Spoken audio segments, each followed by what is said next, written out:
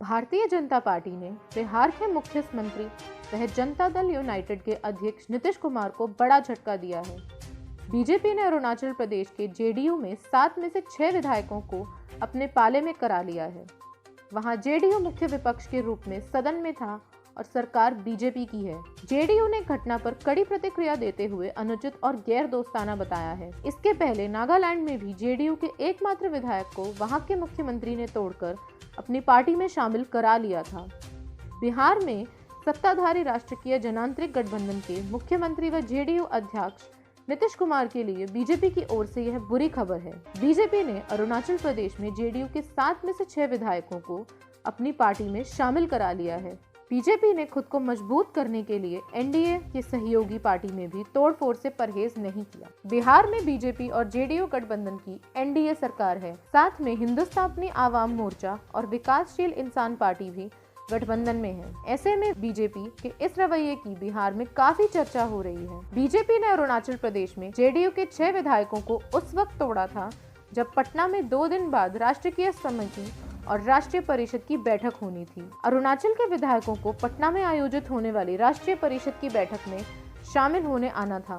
BJP ने यह काम पंचायत व नगर निकाय चुनाव के परिणाम आने से 1 दिन पहले किया। जिन विधायकों को बीजेपी ने तोड़ा है उनमें तालेम ताबो, हायंगा मांगफी, जिके ताको, दोरजी वांगडी खरमा, डोंगरू सियोंगजू तथा कांगांग टाको शामिल है।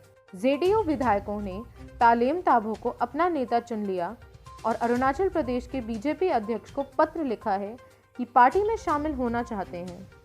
इसके पहले इसी वर्ष 26 नवंबर को सियोंगजू खरमा और टाकू को पार्टी विरोधी गतिविधियों के लिए कारण बताओ नोटिस भी जारी किया गया था। जेडीयू ने अरुणाचल प्रदेश में 2019 के विधानसभा चुनाव में 15 सीटों पर चुनाव लड़ा था, जिनमें 7 में उनमें जीत हासिल हुई थी। बीजेपी को 41 सीटें आई थी। बीजेपी के बाद जेडीयू की अरुणाचल प्रदेश में सबसे बड़ी पार्टी थी।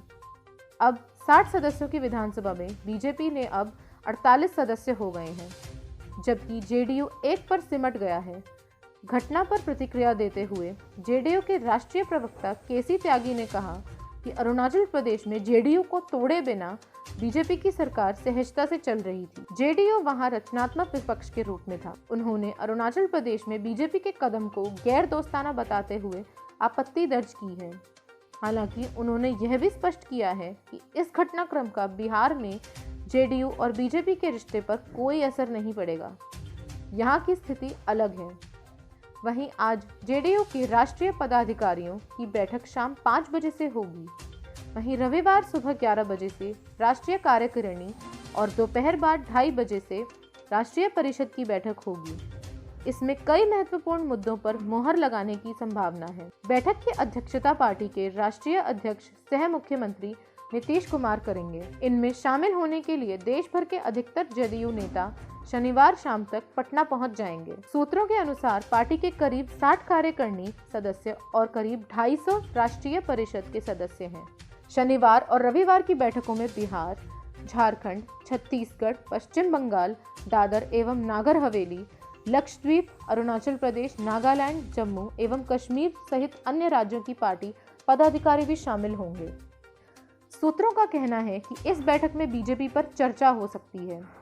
इस बीच राजद कांग्रेस गठबंधन का आरोप है कि अरुणाचल प्रदेश में जो कुछ भी हुआ वह बिहार के होने वाले परिवर्तन का संकेत है, जहां जेडीयू गठबंधन में बड़ी पार्टी की भूमिका खो चुकी है। राजद के राष्ट्रीय उपाध्यक्ष शिवानंद तिवारी ने अपने बयान में कहा, गठबंधन धर्म का उल्लंघन कर भाजपा ने संदेश दे दिया है कि वह नीतीश कुमार को महत्व नहीं देती।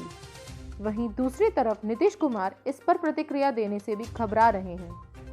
तिवारी ने यह भी दावा किया है कि हाल ही में राष्ट्रीय राजधानी में प्रधानमंत्री मोदी के साथ हुई बैठक में राज्य के 2 उप मुख्यमंत्रियों तारकिशोर प्रसाद और रेणु देवी को बताया गया है कि बिहार के लोगों ने भाजपा में विश्वास जताया है, जिसके चलते पार्टी को ज्यादा सीटें मिली हैं।